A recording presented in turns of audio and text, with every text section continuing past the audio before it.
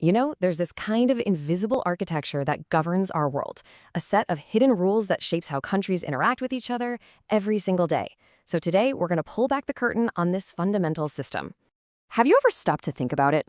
How can a diplomat working in Tokyo and another one in Buenos Aires operate under an almost identical set of rules? You've got totally different cultures, different political systems, and yet there's this shared playbook. How is that even possible? Now, you might just think, oh, well, that's just how it's always been done, or maybe it's just a huge coincidence. But the truth is, it's way more deliberate and structured than that. The answer comes down to one simple but really powerful word: conventions.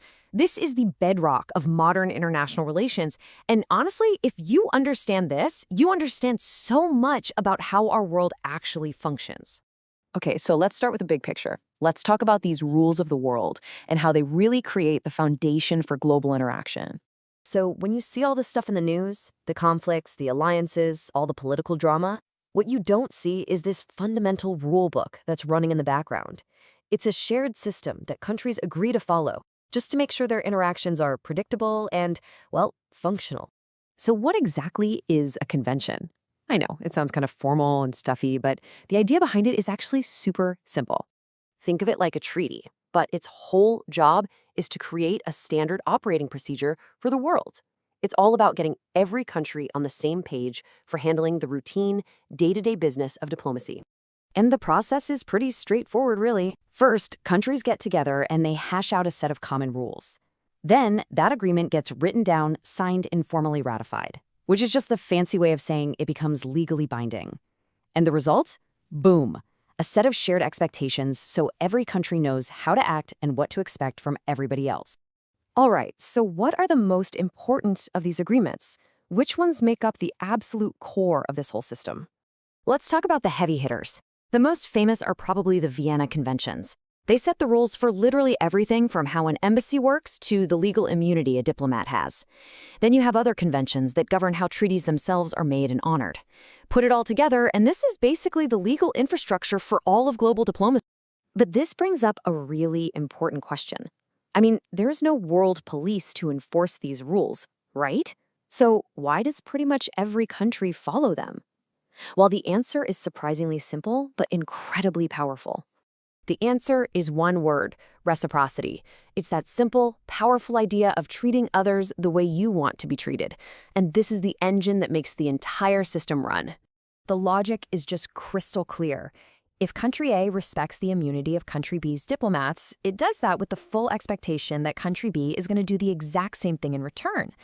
But if country A breaks those rules, well, it knows its own diplomats out there are suddenly vulnerable.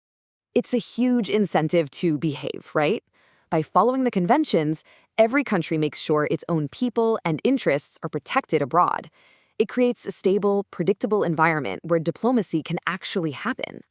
Now, it's super important to understand that these rules don't just magically make all political disagreements vanish. The world is still a very, very complicated place.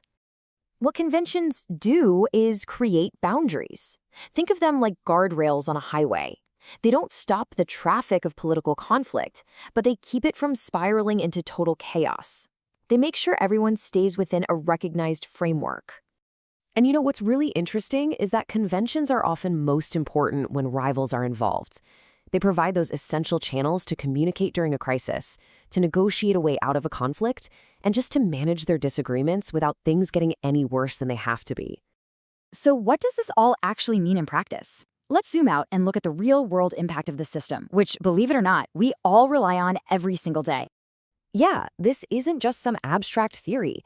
This system is what allows international aviation agreements to work so planes can fly safely across borders. It's what makes crisis hotlines and negotiations possible to de-escalate tensions. It's the very foundation of how treaties get made and how diplomats can even communicate. And this is the crucial takeaway right here. Without these shared rules, the world would be fundamentally more dangerous and just chaotic. Every interaction would be this raw, unpredictable negotiation, which would dramatically increase the risk of miscalculation and conflict. Ultimately, these conventions aren't a substitute for the hard work of diplomacy. They're the essential operating system that allows that diplomacy to happen in the first place. They are, quite simply, the rules that make our world work.